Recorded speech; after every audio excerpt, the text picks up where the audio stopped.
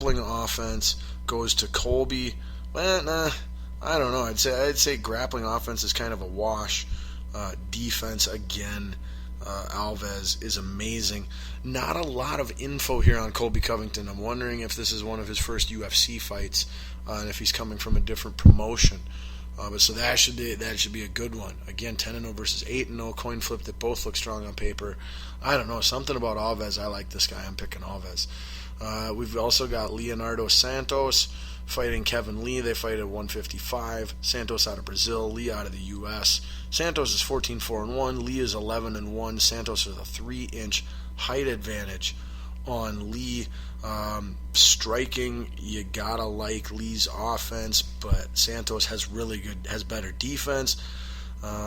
Grappling, again, Santos defense, Lee offense. That one's a total coin flip. I think my money'd go. I'm picking Santos in that one, mainly because he's got the 3-inch height advantage. Who knows what kind of reach that results in? But he's longer. Should help him play his defense successfully. Then, in another fight, we got Joe Proctor versus my man, excuse me, who follows the show on Twitter, Mr. Magomed. No, this is not my man. Never mind. This is just some bloke. Magomed Mustafayev. Never mind.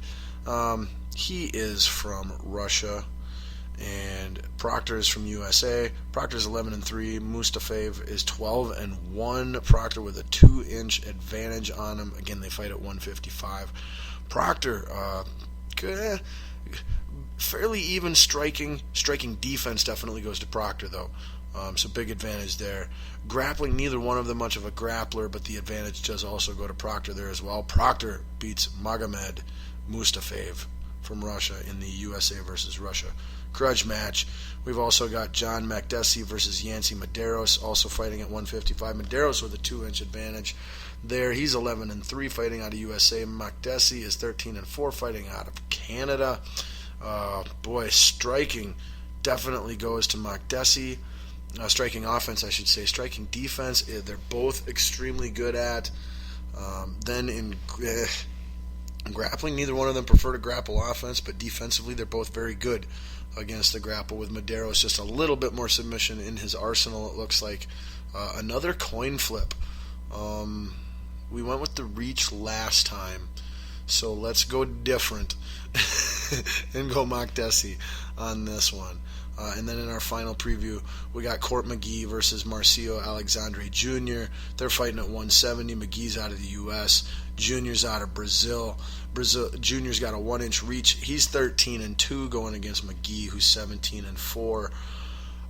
Much more aggressive striker offensively is McGee, and a better defensive striker as well. He's also better at grappling. Look for Jr. to go down in the first or second round hard. McGee in a romp. Boom. There you go. There is your UFC 194 full preview. Again, that is this Saturday night, UFC 194. The online prelims, if you want to watch the first 90 minutes worth of fights, that starts online at 5:30 p.m. Central Time. The official, televised prelims that are on FS1, Fox Sports 1, starts at 7 p.m. Central Standard Time, and then the main card pay-per-view event starts at 9 p.m. Central Standard Time. All right, well, we have made it to our final main topic, excluding special segments, and that would be college football. We bring the show back to football where we started it with football. And the nice thing about recapping last week's college football is that there weren't a ton of games. Pretty much all the regular season was done, and all the games last weekend were for conference titles for the most part. That started on Friday, where I don't know what conference it was for, but Bowling Green faced off against Northern Illinois. Northern Illinois, actually, I want to say flirted with the top 25 on and off this year, had a couple big wins.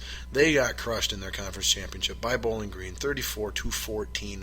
Then on Saturday, in the final this was a meaningless regular season game for the Big 12 conference, who does not have a conference championship. They are the lone conference of the Power 5 conferences, that being the ACC, SEC, Big 10, Big 12, and Pac 10.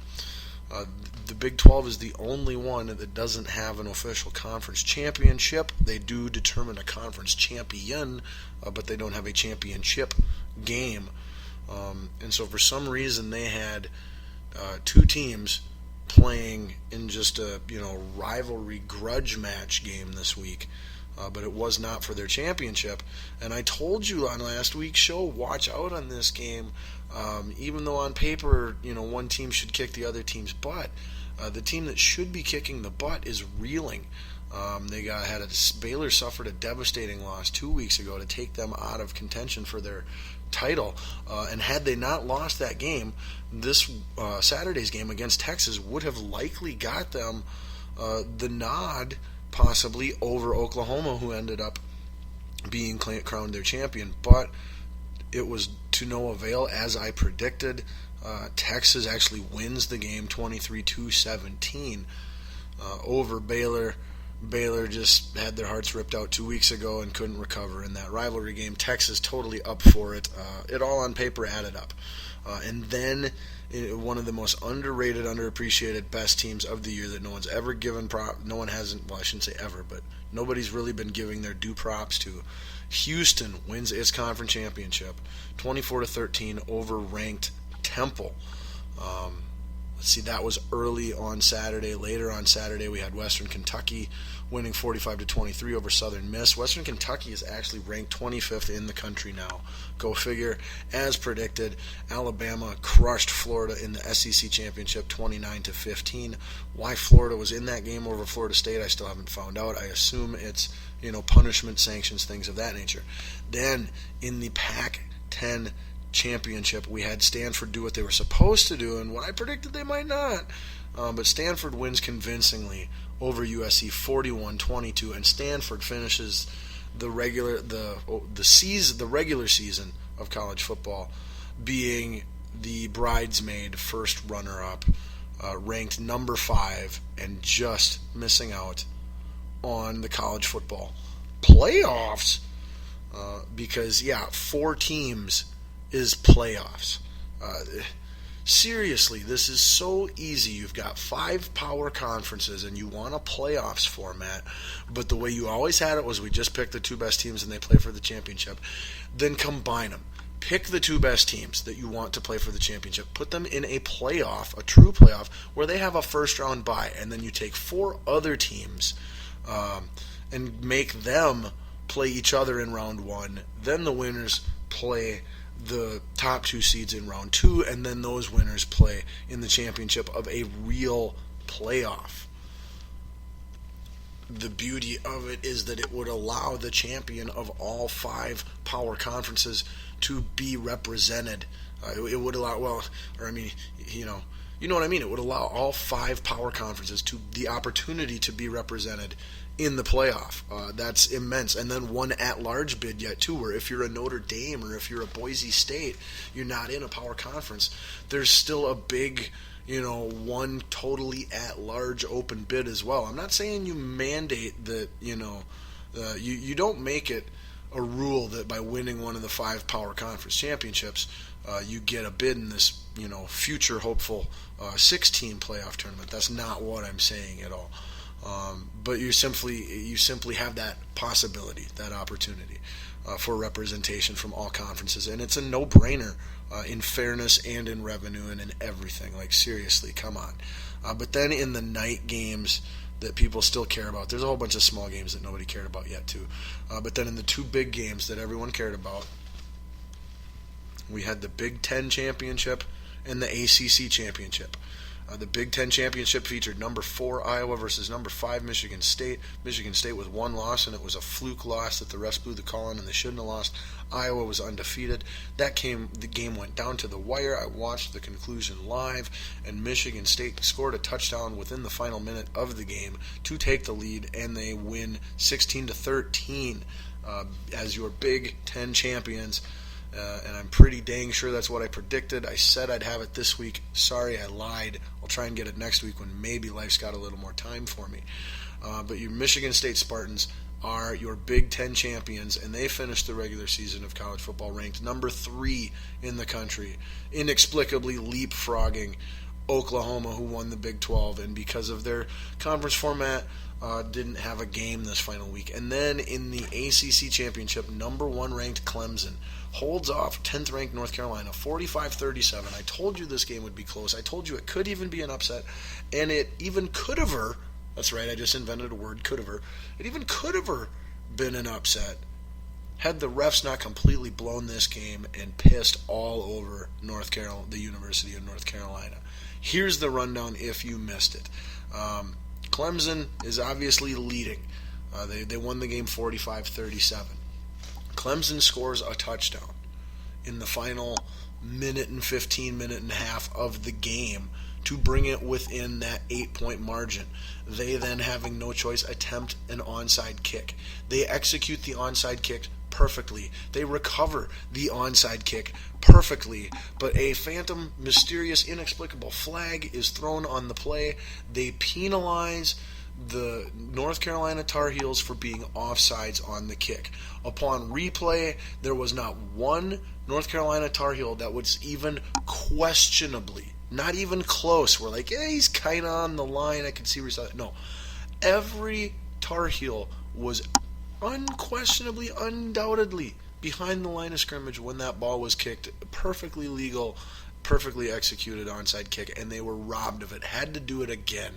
Damn near got. I thought they got the second one too, but then they might have got penalized on that one too or something. Anyway, it ended up Clemson ball.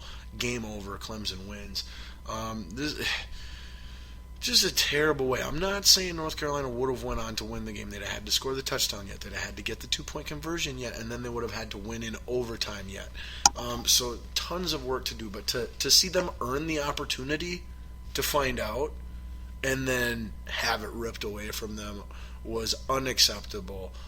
It's been happening in college football all year. It's been happening in the pro football all year. The referees, things need to change drastically and immediately when it comes to how they do their job. We've got this technology that we can use at the snap of a fingers that clearly shows what happened and what didn't happen, and all we have to do is say, okay, we checked and now we know what happened and here it is.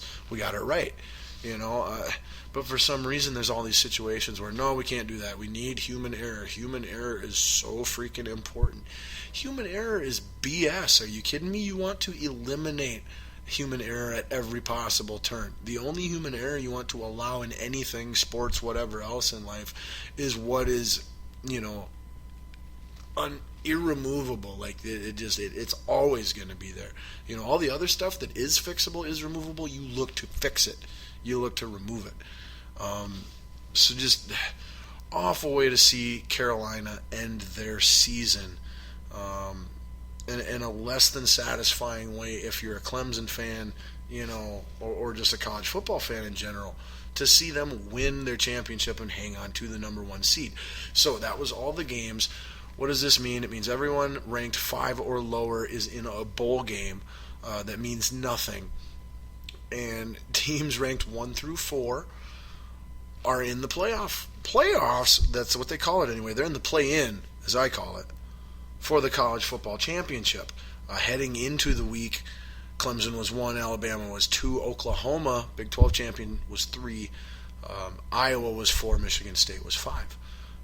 Oklahoma not losing, not doing anything to get worse, you would have stayed at 3. Alabama stays at 2 winning, Clemson stays at 1 winning, and then Michigan State leapfrogs Iowa, barely pulling it out, 16-13.